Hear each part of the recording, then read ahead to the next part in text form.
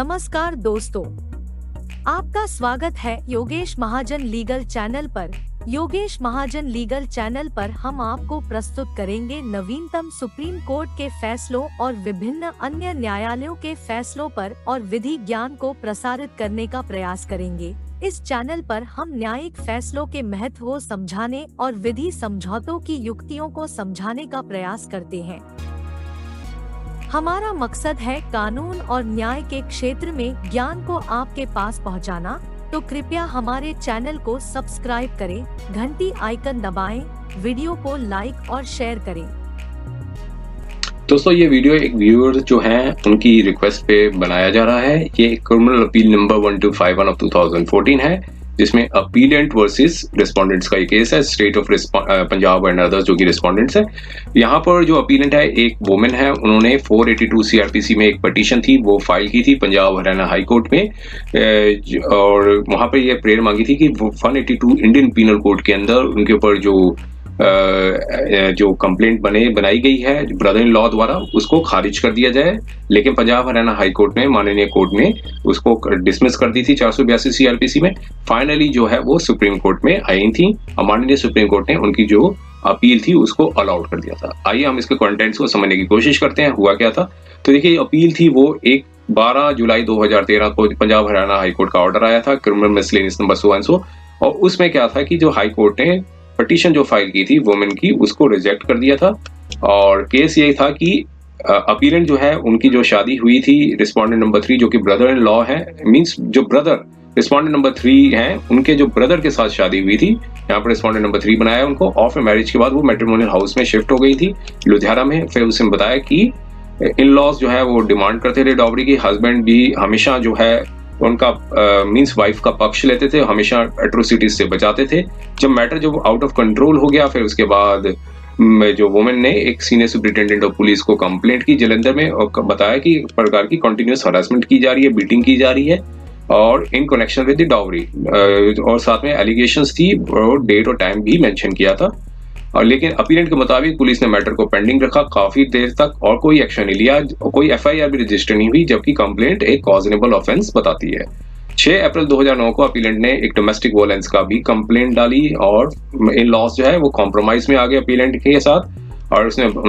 उन्होंने कहा कि उन्होंने जो है मैट्रिमोनियल हाउस में अलाउ कर दिया कि आके लुधियाना में आके रह सकती हैं और कोई माल ट्रीट नहीं करेंगी उनको और नाइस मैनर पे रखेंगे, और फिर वो हमेशा बाउंड रहेंगे अपने स्टेटमेंट्स पे। और फिर अपीलेंट के मुताबिक केस ये था कि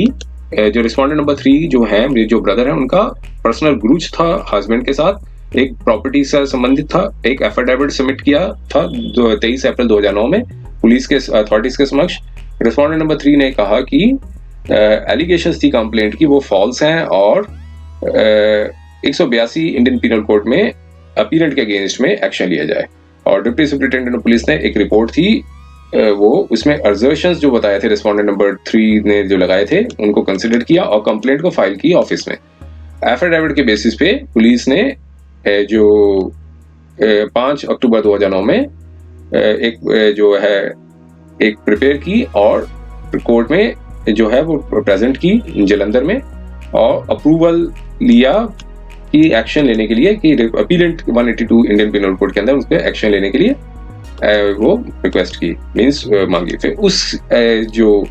फॉल्स और फ्रिवलेस कैलेंडरा जो था अपीलेंट ने उसके अगेंस्ट में, मींस एफआईआर नहीं थी, ये फॉल्स और फ्रिवलेस कैलेंडरा था अपीलेंट का, तो उसके बेसिस पे क्रिमिनल मिसलेनियस नंबर्स था वो फाइल किया पंजाब हरियाणा कोर्ट में, लेकिन वो इसे रिजेक्ट कर दिया। अब जो अपीलेंट ने ये सबमिशंस दिए है कि हाई कोर्ट जो है ने रॉन्गली कंक्लूड किया कि हस्बैंड जो है वो पार्टी नहीं बनाया। हस्बैंड हाई कोर्ट ने यहाँ पर ये भी कंसीडर नहीं किया कि जो कंप्लेंट थी protection of the women from domestic violence, और जो कि एलिगेशंस थी आइडेंटिकल थी कंप्लेंट जो दी गई थी पुलिस के समक्ष जो दी गई थी कंप्लेंट, वो भी जो एलिगेशंस थी आइडेंटिकल थी। यहाँ पर भी हाई कोर्ट ने कंसीडर नहीं किया। और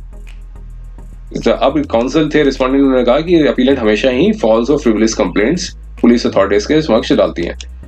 एफिडेविट था P3 जो था रिस्पोंडेंट नंबर 3 में ये अलेज किया था कि अपीलेंट ने फॉल्स कंप्लेंट जो है उनके पेरेंट्स, सिस्टर्स, ब्रदर और ब्रदर इन लॉ के अगेंस्ट डाली थी, रिस्पॉन्डेंट नंबर 3 का जो नाम है, मींस जो ब्रदर का नाम जो है वो नहीं डाला था। जब उन्होंने अपने ओल्ड पेरेंट्स की हेल्प की, ब्रदर की हेल्प की, सिस्टर की, ब्रदर इन लॉ की लुधियाना से जलंधर जाने के लिए, तो फिर अपीलेंट ने उनका नाम भी मेंशन कर दिया। और रिस्पॉन्डेंट नंबर 3 ने फर्दर एलेज किया कि मींस जो अपीलेंट जो वुमेन है और उनके जो हस्बैंड हैं वो हमेशा हरास करते हैं और फॉल्स कंप्लेंट्स हैं वो लुधियाना में डालते हैं और जलंधर में भी। तो इसलिए अथॉरिटीज को रिक्वेस्ट की थी कि वो लीगल एक्शन लें under section 182 Indian penal code में। एसएचओ ने एक नोट लिया था, तो उसके फॉरवर्ड कर दिया था उस एफिडेविट को, और डिपोजिशन थी रिस्पॉन्डेंट नंबर 3 की रिकॉर्ड की थी एग्जीक्यूटिव मजिस्ट्रेट द्वारा जो उनके तहसील में थी। तो फिर देखिए जो डिपोजिशन थी वो रिकॉर्ड में नहीं थी, लेकिन deputy superintendent of police Jalandhar के थे, उन्होंने एक रेफर की थी एप्लीकेशन जो फाइल की थी अपीलेंट द्वारा, इंटीमेट किया था कि जो इन्वेस्टिगेशन जो पर्पस ऑफ इन्वेस्टिगेशन तभी होगा जब अपीलेंट को समन किया जाएगा। और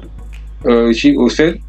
तो अपीलेंट को समन किया गया, फिर उन्होंने मैटर को नरेट किया सेम वे में जो मेंशन किया था एप्लीकेशन में, और फर्दर इंटीमेट किया कि जो स्टेटमेंट थी वो उसे भी रिकॉर्ड किया जाना चाहिए। जो स्टेटमेंट एक व्यक्ति का नाम बताया उन्होंने, और उस स्टेटमेंट में जो उन व्यक्ति का नाम बताया कि वो उन्होंने बताया कि एप्लीकेशन जो मूव की गई थी against him by sister in law, जो सिस्टर इन लॉ द्वारा दी गई थी वो रॉन्ग है और कोई डिस्प्यूट नहीं है उनके साथ। और इस साथ में ये बताया कि एक इंटेंशनली हरास कर रहे हैं, वो इंटेंशनली हरास कर रहे हैं, और एलिगेशन जो डॉवरी की उनके पेरेंट्स के अगेंस्ट में लगा रहे हैं जो कि एब्सोल्युटली इनकरेक्ट है, रॉन्ग है। और फर्दर मेंशन किया कि जो केस जो है वो एक फैमिली प्रॉपर्टी पार्टीशन से है और पुलिस जो है इसमें इंटरफेयर नहीं कर सकती है, और केस जो पेंडिंग है कोर्ट में, एलिगेशन जो लेवल्ड की गई है कंप्लेनेंट मींस अपीलेंट ने कि regarding miss appropriation of dowry article miss appropriation कर दी गई है, वो उसे प्रूव नहीं किया जा सका है। तो डाउरी आर्टिकल्स ज्वेलरी आर्टिकल्स थे वो उन्हीं के घर में है, अब उन्हीं के घर में ही मौजूद है जहां वो रह रही है, तो कोई तुर्थ नहीं है इस एप्लीकेशन में। तो इसलिए कि एप्लीकेशन को फाइल कर दिया जाए, और इस लेटर के बेसिस पे जो एडवाइस हुई थी डिस्ट्रिक्ट अटॉर्नी लीगल द्वारा, अप्रूवल हुआ एसएसपी द्वारा, एसएसपी जलंधर द्वारा, और कैलेंद्रा जो था under section 1 Indian penal code prepared हुआ और प्रेजेंट किया गया कोर्ट के समक्ष। कैलेंद्रा था वो प्रेजेंट किया था कोर्ट में। रिस्पोंडेंट ने डिस्प्यूट नहीं किया कि जो कंप्लेंट थी वो पहले सबमिट की गई थी 17 जनवरी 2009 को to the senior superintendent of police Jalandhar, जो कि अब कमिश्नर ऑफ पुलिस है जलंधर, और इस कंप्लेंट में एलिगेशंस बताई थी कंटिन्यूअस हरासमेंट, बीटिंग और मॉल ट्रीटमेंट करना, डॉवरी, और स्पेसिफिक एलिगेशंस भी थी डेट और टाइम की। और ये भी अलेज किया गया था कि पुलिस अथॉरिटीज ने कंप्लेंट को काफी समय तक पेंडिंग रखी थी, कोई रजिस्टर नहीं की थी एफआईआर। मीन टाइम अपीलेंट ने एक डीवी एक्ट के अंदर भी एप्लीकेशन थी वो फाइल की थी, और कॉम्प्रोमाइज हुआ था कि वो घर में आ सकती हैं और मैट्रिमोनियल होम में, और फर्दर ये भी एश्योरेंस दी थी कि अपीलेंट को किसी प्रकार की माल ट्रीटमेंट नहीं करेंगे और नाइस मैनर पे रखेंगे। अब यहाँ पर कोर्ट ने बताया ये भी अब यहाँ पर कोर्ट ने बताया कि ये डिस्प्यूट में नहीं था, कि ये फैक्ट को डिस्प्यूट नहीं किया था रिस्पोंडेंट ने, और स्टेटमेंट को रीड करने के बाद ये क्लेरिफाई करते हैं फॉलोइंग फैक्ट्स कि अपीलेंट को मैट्रिमोनियल हाउस से निकाला गया था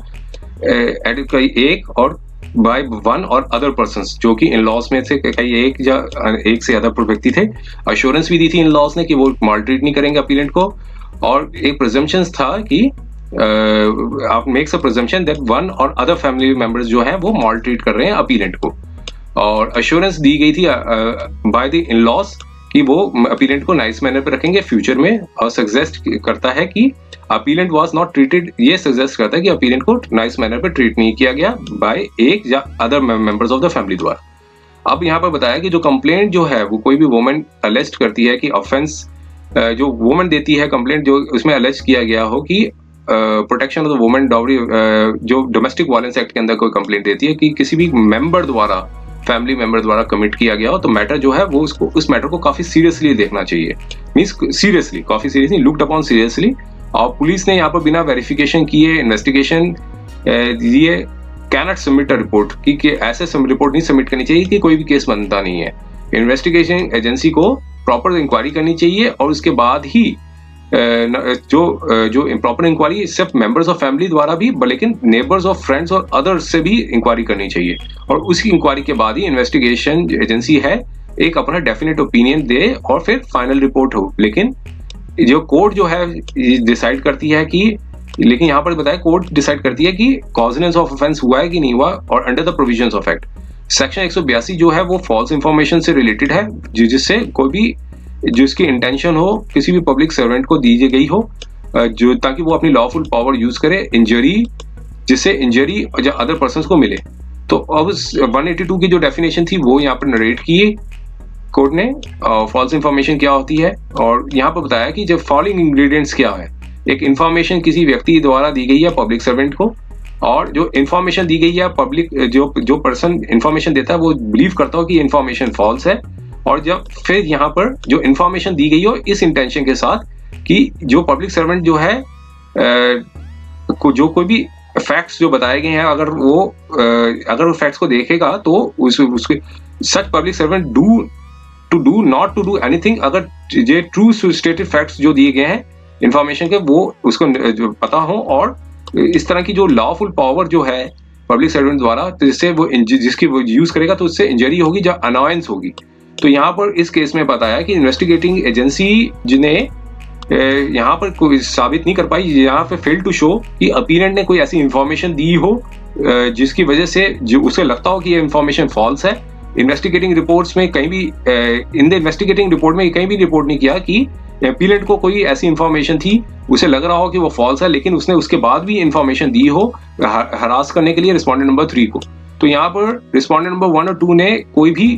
fail to make out the case 182 Indian penal code के अंदर कोई भी केस नहीं बना सकी है। तो यहाँ पर कोर्ट ने कहा कि ये फिट केस बनता है कि इस प्रोसीडिंग्स को 182 इंडियन पीनल कोड की प्रोसीडिंग्स को क्वैश कर दिया जाए। हाई कोर्ट ने यहाँ पर नोट नहीं कर पाई, वो फेल टू नोटिस कि जो रेलिवेंट और फैक्ट्स थे, और मैकेनिकली जो है एप्लीकेशन जो 482 सीआरपीसी की जो एप्लीकेशन थी उसको मैकेनिकली डिसमिस कर दिया। तो यहाँ पर ये कोर्ट ने कहा कि हम जो 12 जुलाई 2013 का जो ऑर्डर था high court of Punjab Haryana Chandigarh का, उसको सेट असाइड करते हैं, और जो कंप्लेंट फाइल की गई थी रिस्पोंडेंट नंबर 3 मींस जो ब्रदर द्वारा अंडर 182 इंडियन पीनल कोड में, उसको क्वैश करते हैं। और जो अप्रूव जो ऑर्डर था अप्रूवल ग्रांटेड बाय एसएसपी और जो प्रोसीडिंग्स थी वो भी उसको भी क्वैश होती हैं, उस हिसाब से अपील को अलाउ कर दिया इस नो कॉस्ट के साथ। तो इसलिए ये 30 जून 2014 का ये ऑर्डर था। उम्मीद है कि यह वीडियो आपको पसंद आया होगा। अगर आपने अभी तक हमारे चैनल को सब्सक्राइब नहीं किया है तो कृपया इसे सब्सक्राइब कर ले और बेल आइकन दबाकर नोटिफिकेशन प्राप्त करें ताकि आप हमारे नए वीडियो से अपडेट रह सकें। अगर आपको यह वीडियो पसंद आया हो तो कृपया लाइक करें और अपने दोस्तों के साथ शेयर करें। हमारे चैनल पर आपको न्यायिक मुद्दों, कानूनी सलाह और कानूनी अपडेट्स के बारे में नवाचारिक और महत्वपूर्ण जानकारी मिलेगी। हमारे साथ बने रहें, क्योंकि योगेश महाजन लीगल आपके कानूनी सवालों का सहायक है।